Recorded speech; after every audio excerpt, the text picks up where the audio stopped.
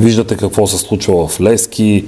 Празници, празнична атмосфера, те празник след празник. Те са като там на Герена станаха като месец май в България. То са празници, почивни дни, празници, край нямат тепърва. Ето така и на Герена. Всеки мач е празник. Всеки мач е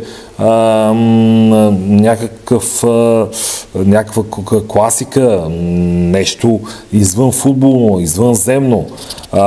Народа се радва, наточили са здраво зъбите, сложили са ножовете между зъбите и чакат да отрежат главите на ЦСКА.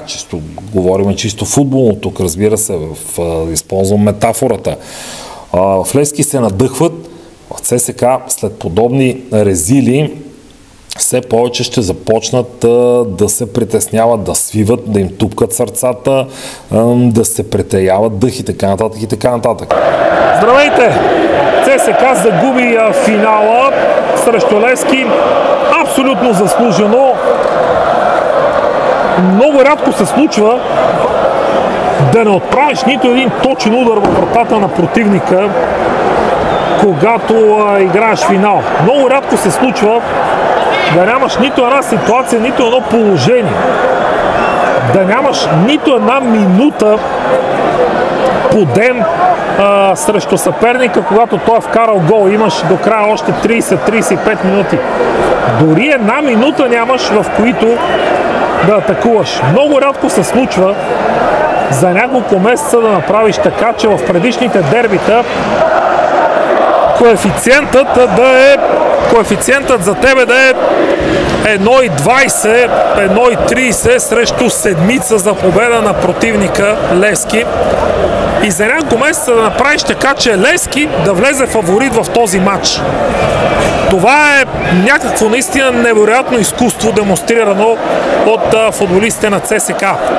Много рядко се случва до преди месеци да се бориш за титла, а накрая да приключиш сезона по такъв апатичен и безличен начин. Това са двете думи, които най-много откоряват поведението на ЦСКА тази вечер на Васил Левски.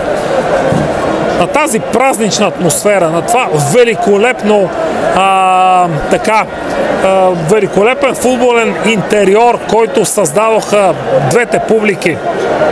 Ти да си толкова безличен и апатичен, ама толкова, това направо е висше изкуство в негативния смисъл на думата. Много рядко се случва да дойде нов треньор. Дали ще си в началото на сезон, по средата, към края, както в случая с Алан Пардио, и за няколко мача начало на този отбор да не повдигнеш на 1 милиметър, ама на 1 милиметър, на мини сантиметърче, на милиметърчето да не повдигнеш равнището на игра на този отбор, настроението, нищо. Как може ти срещу Левски да не проумееш, да нямаш стимул, да нямаш грам желание, да нямаш... на полувремето този треньор, ако трябва да влезе една пръчка там, малко ги посъбуди, плесни им вода, дай им по едно кафе да пият, да шмръкнат там някакво вещество, да се събудат малко, те излизат като все едно ще спът. Вкарват и Левски гол. Да, рикошет, случайно, късмет, има го във футбола. Дигни малко тази глава, натисни, нещо направи, някакъв живец. Викни нещо там от скамейката, нещо промени, ти си ги знаеш, ти си работил вече един месец с тях. Пълна апатия. 4 мача през 22 година не може да се вкара гол на Левски. Ай сектир. 4 мача. Това са близо 400 минути. 400 минути не можеш да вкараш гол на Левски. Последните 2 мача с ученик на вратата.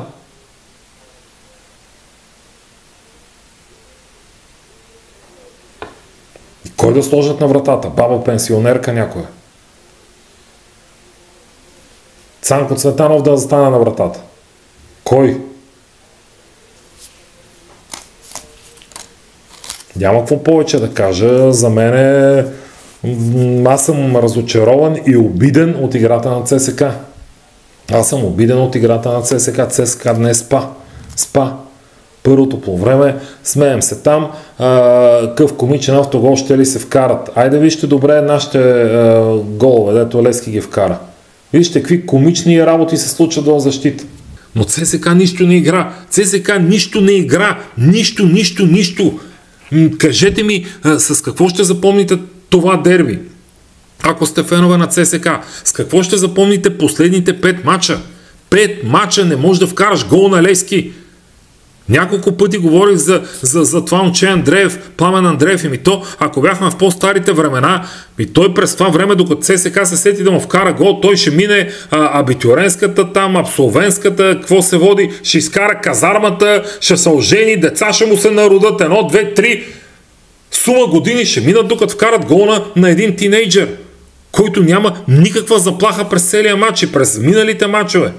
С какво ще запомните, ако минат години и сте ЦСКАри, тези дербите, които минаха, двата от редовния сезон, това 0-0 и есента загубата?